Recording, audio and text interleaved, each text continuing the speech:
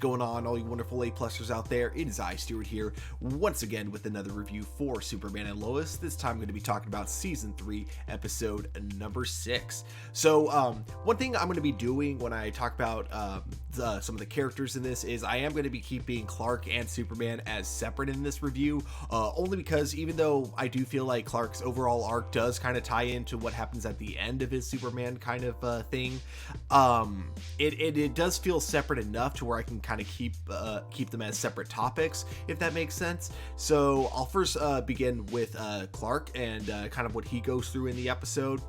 So the episode pretty much starts with him in a group, and this is where we can kind of see where they're going with his storyline, because he's in a support group for people who have spouses that are currently going through chemo treatment, and it's basically meant to kind of help them learn how to essentially accept the fact that things may not turn out the way they want them to. And this is something that, Clark doesn't really want to hear, basically, because he's very much, anytime, throughout this episode, that the subject of cancer has come up with Lois, he's very much got that kind of denial feeling going on, the idea that, no, nothing bad can happen to her, I won't let it, even though, this is one of those things that is completely out of his control. And because he's not used to, feeling like this, I mean, the only people in his life that he's lost not specifically through cancer, but basically through causes that he had no way of preventing were his two parents.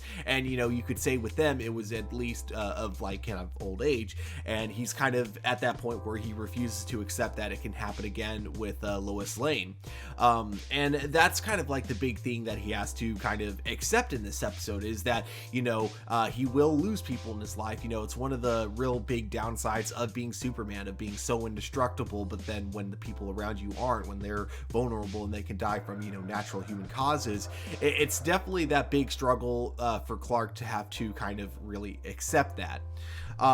So Lois basically tells Clark in this episode that he needs to kind of, prepare for the worst. Like, there's a scene where she's essentially working on getting life insurance for herself and writing a will as well. And Clark is completely trying to tell her that is, super unnecessary, like that, like she doesn't need to, when Lois is just kind of surprised by this and just kind of like says, I mean, yeah, I'm doing everything I can to beat this, but it's there's only so much that I can personally do. So it's a big struggle for the two of them, but mostly for Clark. And this struggle does also affect kind of the way he's been training Jordan. Essentially, it seems like every time Jordan has proven himself to his dad, Clark is constantly looking for an excuse to hold him back even more.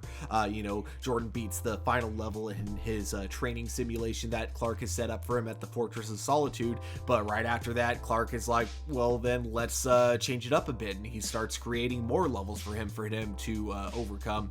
And it basically takes Clark having to do like a surprise attack, like hitting him with the laser beam that essentially Jordan didn't know where or it was coming from, and that's what it takes for Superman to essentially for Jordan to not be able to beat one of Superman's levels, meaning that it's really more of a him thing. It's not that Jordan isn't ready, it's that Clark himself isn't ready.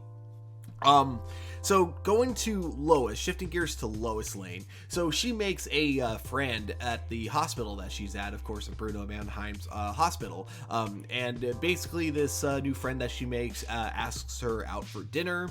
What I really like about this scene is that they both share their different views on Bruno Mannheim, but it doesn't really affect their friendship. This very much kind of reminds me of season 1 with Morgan Edge, whenever Lois would have discussions about Morgan Edge with Lana Lang or Kyle Cushing. While Kyle was definitely a lot more of a dick towards her about the whole thing, Lana would be a little more understanding of why Lois was skeptical about Morgan Edge, but they would have that kind of friendship going on where they could easily, both of them, the two of them could easily agree to disagree with each other.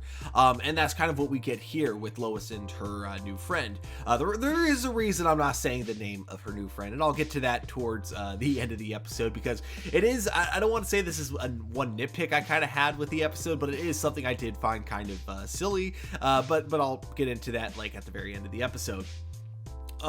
There's also a storyline with Sophia. Yes, that character who you constantly forget exists in the show. She gets like her own little arc, basically, about kind of feeling neglected from her family. Something I thought was kind of funny about this is, so we also this week had the new Flash episode, which was of course the big event where they brought back, Diggle, Arrow, and Kid Flash. And what was interesting about this is that it felt very meta in that episode when Wally West was talking about the fact that, he felt very left out for so long. And in a lot of ways, it was almost like the writers kind of apologizing for the way they've been treating Wally.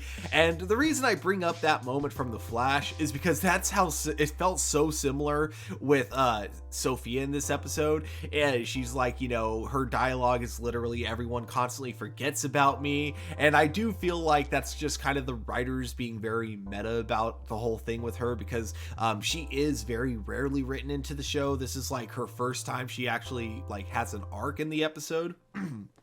Like most of the other time in the past couple seasons, she's literally just been a background character. So it is kind of interesting that they finally gave her something to do in this episode.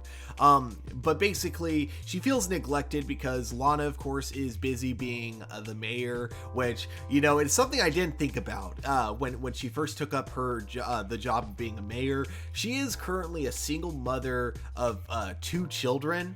So I could definitely see this having kind of a negative effect on the 2 of them going forward, and I think this episode is definitely evidence to that. So Lana's too busy to basically spend time with her. Sarah has to study because it's like Sunday and there's like a really big test the next day.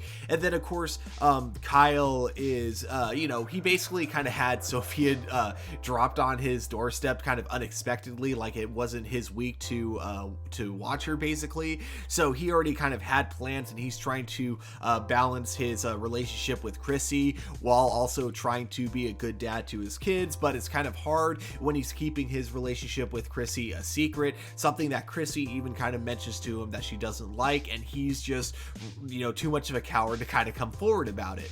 And unfortunately, this does lead to Lana finding out, and not in a good way, I should say, because when she does find out, it definitely can come off as I neglected both of my children because I wanted to spend time with Chrissy, if you know what I mean, which Lana does not take too kindly to. And so basically this all leads into everyone pretty much, the way I see it is that everyone in some way, shape, or form was kind of responsible for Sophia kind of running away.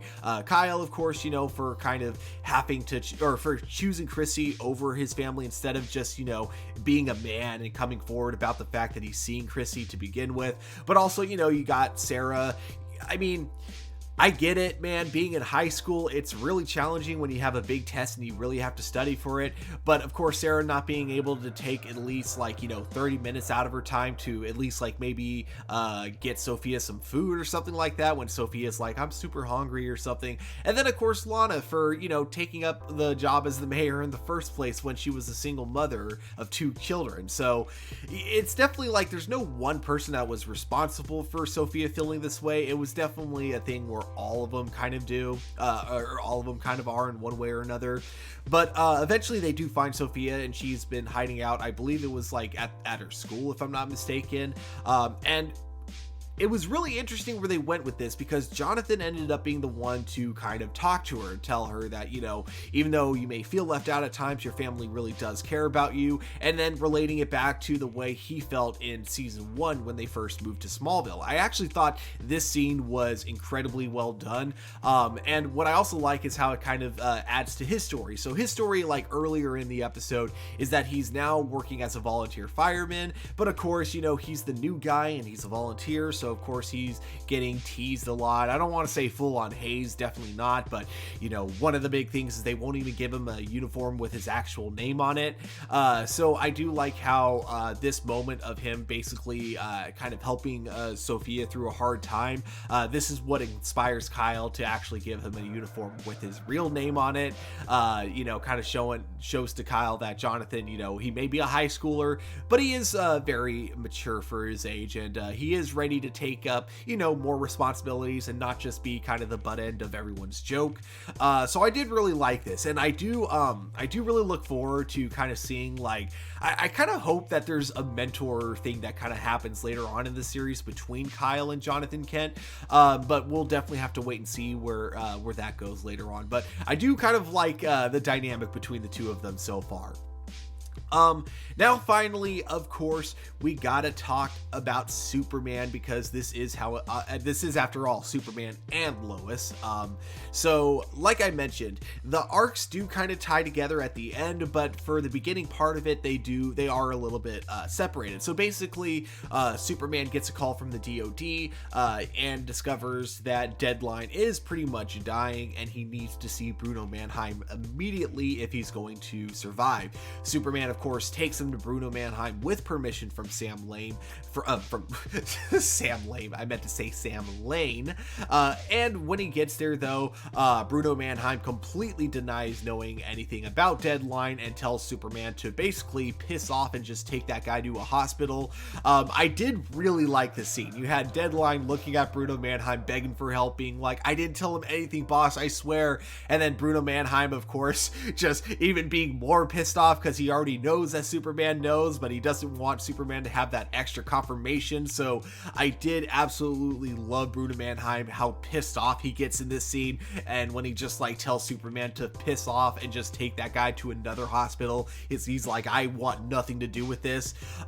It is also really surprising his confidence too, when like not only just with talking to Superman, the fact that he's not afraid of Superman at all. He knows that Superman would never try anything that would change public opinion about him, but I also just love the fact that however they're doing their experiments, the experiments they're doing on these criminals, he clearly knows how to cover his tracks, because he's totally cool with Superman just taking this guy to like any hospital out there.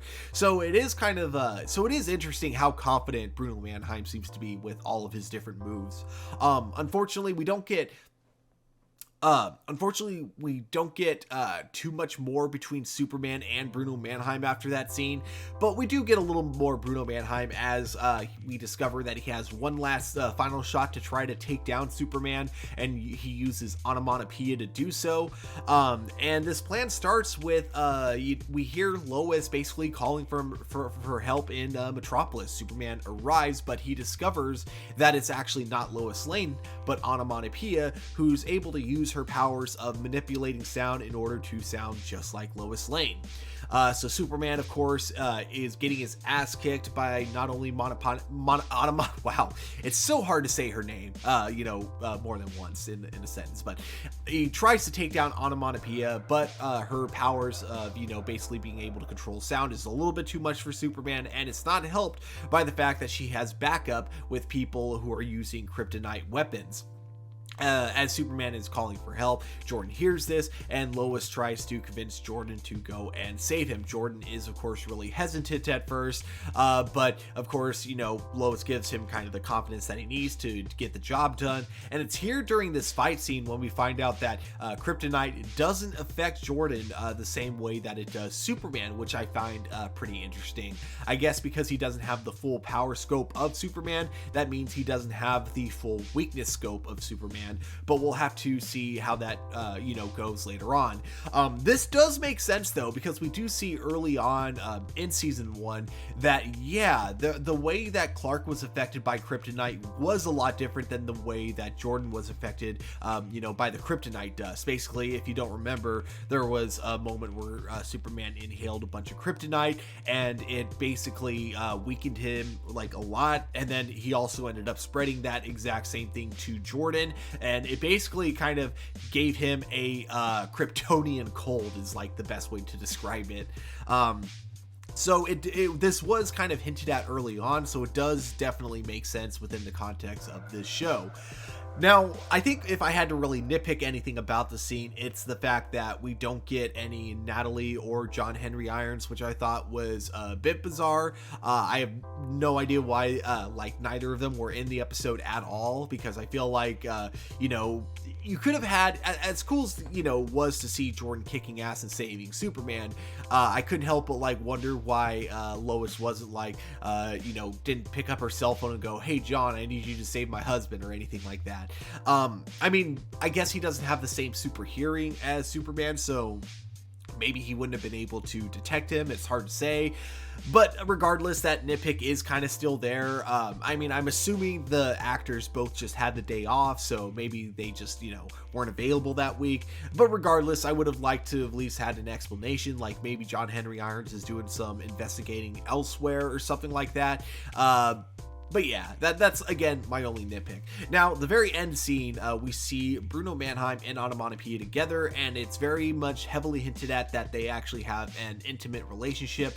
But when Onomatopoeia takes off her mask, it's revealed that it is none other than Pia. And if you don't know who that is, that was Lois's friend that I was talking about in the beginning.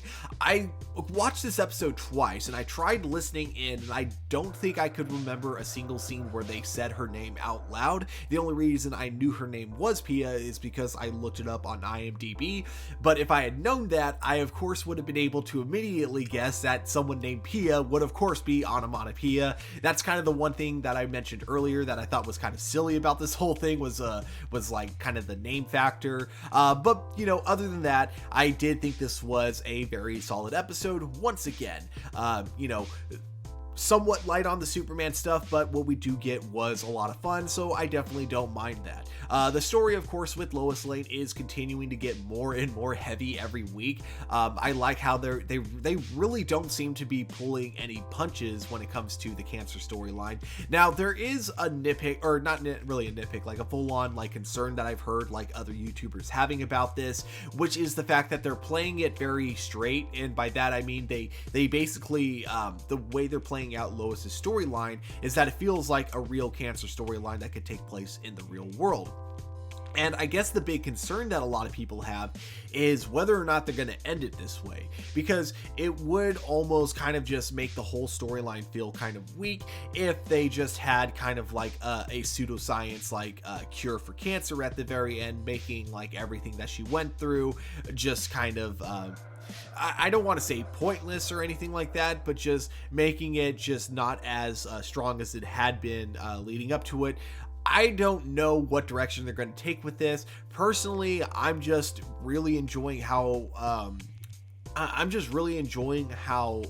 serious they're taking the storyline. So for me personally, if that is how they decide to end the season, I don't think it would really take away from anything that we got leading up to it. I personally will still find it just fine, depending on how it's done, of course. If it's through like something like magic, then yeah, that would be a bit dumb. But I feel like the way they're kind of like building stuff up in this episode, especially with Bruno Mannheim clearly trying to, you know, find, you know, new medicine, new cures and everything like that, I do think it wouldn't be super far-fetched if they eventually do come across a cure for cancer that is made by Bruno Mannheim. And then I could also see there being kind of that big morality struggle on whether or not something like this, you know, should be known to the public because of like the way it was made, the fact that it was made by experimenting on prisoners illegally, that kind of a thing. So, you know, it's Superman and Lois doesn't seem like the type of show that would take the easy way out, so I am really curious to see how this all kind of comes forward at the end. But yeah, like I said, guys, overall really good episode, but of course at the end of the day, these are just my A+ opinions. We here at A+ Opinions always want to know what you guys think, so definitely let me know your thoughts of this episode in the comments below, and then don't forget to hit that like button, subscribe to our channel, but of course, guys, above all, don't forget to keep it A+, and I will talk to you all later. Goodbye.